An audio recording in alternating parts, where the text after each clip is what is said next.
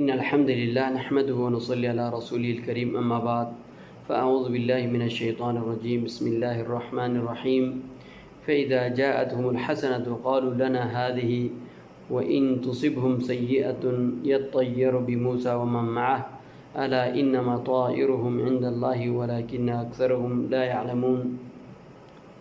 وعن ابی ہریرہ رضی اللہ عنہ عن النبی صلی اللہ علیہ وسلم لا عدوى ولا طيرا ولا هام ولا سفر وفر من المجذوم كما تفر من الأسد رواه البخاری.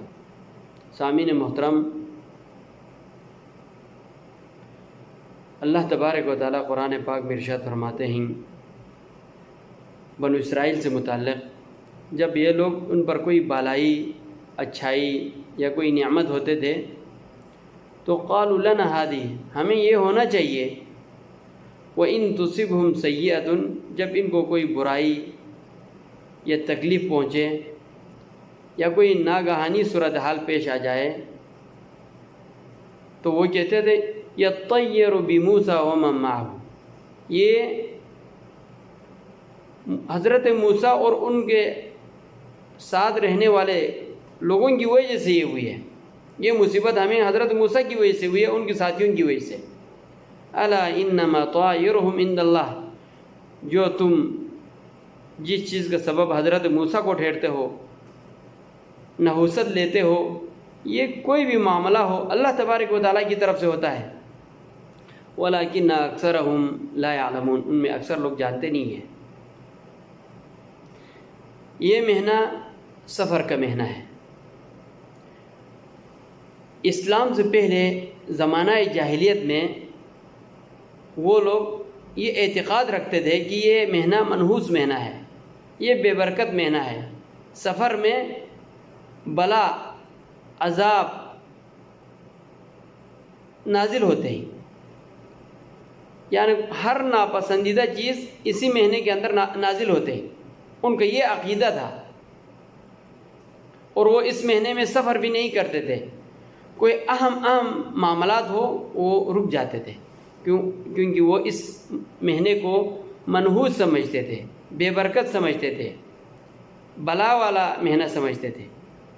اللہ کے پیارے نبی علیہ الصلاۃ والسلام نے فرمایا صحیح بخاری کی روایت میں، حدیث نمبر 5707 5707 نمبر حدیث میں اللہ کے پیارے نبی فرماتے ہیں لا عدوى ولا طیرا ولا ہام ولا سفر، کوئی بھی بیماری بذات خود کسی کے اندر داخل ہونے کی اس کو طاقت اور قدرت نہیں ہے جب تک اللہ تبارک و تعالیٰ نہ چاہے.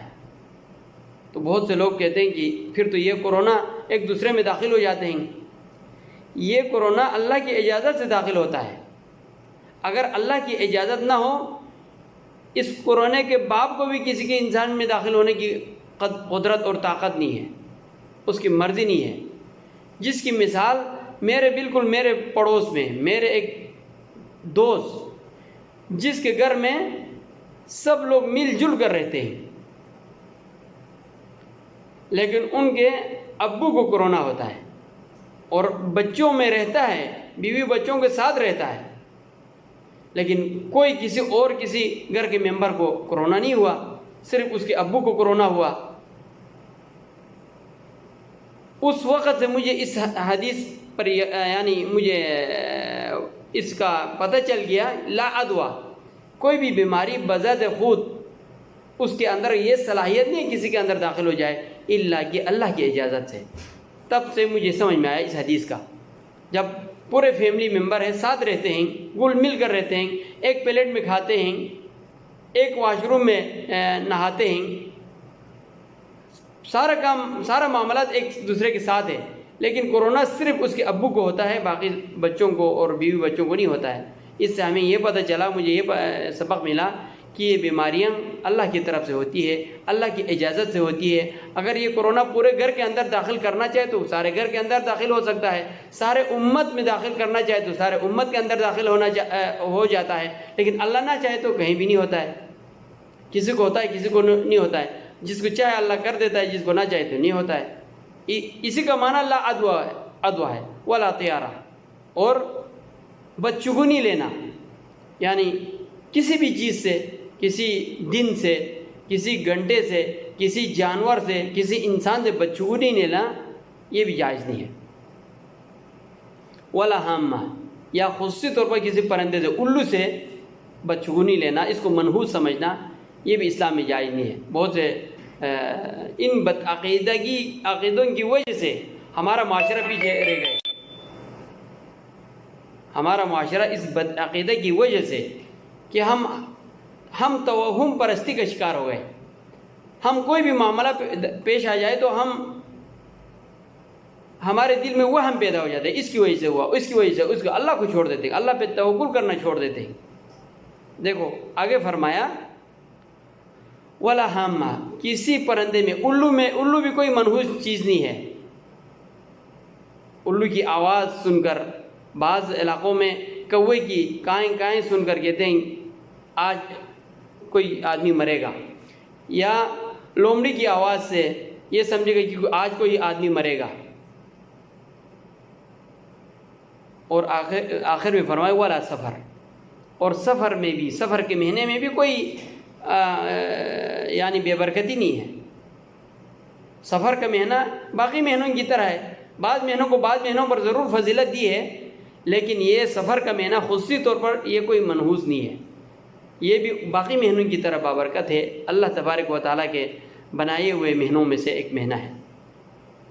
اور آگے فرمایا وَفِرَّ مِنَ الْمَجْذُومِ كَمَا تَفِرُّ مِنَ الْأَسَدِ، اور اس جزام والے، چیچک والے مریض سے اس طرح بھاگو جس طرح تم شیر دے کر بھاگتے ہو۔